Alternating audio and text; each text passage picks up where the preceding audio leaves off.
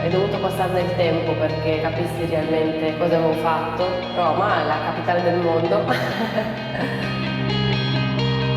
È stato un periodo duro, molto duro. Mia mamma stava cercando di farmi mangiare.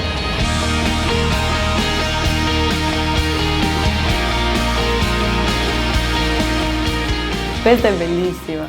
Questa foto avrò avuto 6 anni, massimo. Una bimba con un caschetto alla Calimero, perché d'altronde mi chiamavano Calimero, racchetta e pallina, e sarò stata davanti a un muro sicuro perché passavo praticamente tutta la giornata davanti al muro o davanti alle scale a giocare con questa palla che andava su e giù. Lo sguardo concentratissimo, chissà cosa stavo pensando, forse stavo sognando, ecco. 2006 è stato l'inizio di una grande era del tennis, perché da lì è iniziato un pochino tutto, da quel momento in poi, diciamo, da quella Federation Cup contro il Belgio, da quella vittoria, è iniziato un percorso per il tennis femminile grandioso. Siamo nel 2016, quindi sono 10 anni esatti, mamma mia come passa il tempo, siamo diventate vecchie. Non saremmo state così forti se non avessimo avuto lui, perché è stato un po' il collante, no, tra tutte quante, è stato quello che ha dato tranquillità al gruppo, soprattutto quando hai 4 donne insieme non è così facile come sappiamo.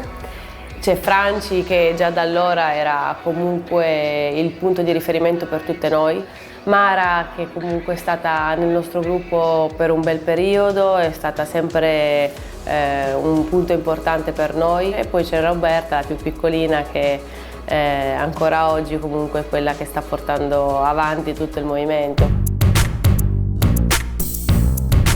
Londra, Olimpiadi 2012, questa non mi piace molto.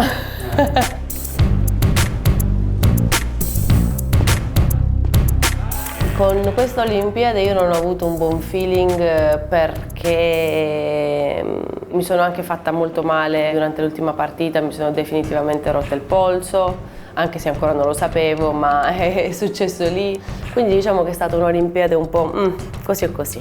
Questa foto dice tutto, è stato il giorno, la mattina dopo l'operazione e avevo la mano gonfissima. Sono andata a farmi una manicure subito. Sono uscita dall'ospedale e mi sono fermata a fare la manicure perché dicevo Madonna che brutta, no? Facciamo qualcosa, è stato divertente perché la tipa mi faceva le mani e stava attentissima a muovermi e tutto. Vale, addirittura. Beh, il mio idolo. Fate vedere, a parte una persona che ammiro in una maniera assurda, è sempre positivo, un gran lottatore, veramente una persona di cuore. Sono riuscita a conoscere Valentino non solo come atleta ma Valentino come persona, e questo penso che non tutti hanno questa fortuna, e quindi mi reputo super fortunata. Il mio cuoco Fabio, che dirti, è l'uomo della mia vita, mi ha conquistato dopo tantissimi anni che comunque già lo conoscevo, ed è una storia un po' strana, no? Perché l'ho frequentato per una vita e non l'ho mai considerato fino a quando un giorno ci siamo guardati ed era cambiato qualcosa. È una persona particolare, ha un po' di doppia personalità, grazie a Dio a me piace più quella fuori dal campo che quella in campo, però si può migliorare tutto. Qua stava facendo anche il pesce, lo fa molto bene, quando bisogna mangiare pesce cucina lui, io non sono negata, quel pesce è strano venendo da Brindisi, invece lui è bravissimo. Questa è New York ed è della foto, che dice tutto, è una delle mie preferite, è il momento della vittoria dove non stavo capendo niente. E quel momento è stato talmente pieno di emozioni che se provo a ricordarmelo non me lo ricordo, mi dà un fastidio che non puoi capire, non mi ricordo. E un'altra cosa che non mi ricordo, ed è una cosa che mi voglio uccidere per questo, è che non mi ricordo la racchetta con cui ho giocato. L'ho tirata in aria, me l'hanno riportata, io l'ho appoggiata, l'ho messa direttamente nel fodero con le altre. E non ho fatto caso perché comunque io non le ho segnate, non ho dei segni sulle racchette, ne ho 6 e sono tutte uguali e non mi ricordo quale con cui ho giocato. Infatti mio padre dice dammi la racchetta con cui hai fatto l'ultimo punto, questo non me lo ricordo. È una triste, infatti non le tocco, quelle 6 sono lì, una sarà quella, cioè non si toccano.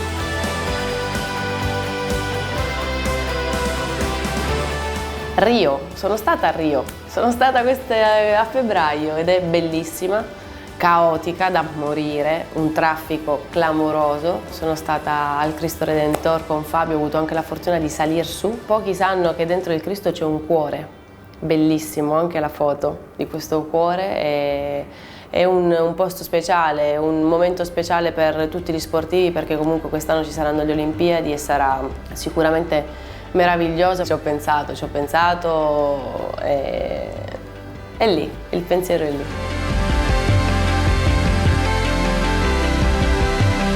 Roma 2024, io penso che sia un'occasione per il nostro paese e per tutti di un po' di un riscatto. Roma, che è la capitale del mondo, se lo merita. Può cambiare una città, può migliorare una città come ha fatto con Barcellona, perché Barcellona oggi è una città migliore grazie alle Olimpiadi che hanno avuto, quindi sarebbe una grandissima occasione per Roma, per gli italiani, per tutti quanti. Io spero vivamente di vincere questo momento per l'Italia.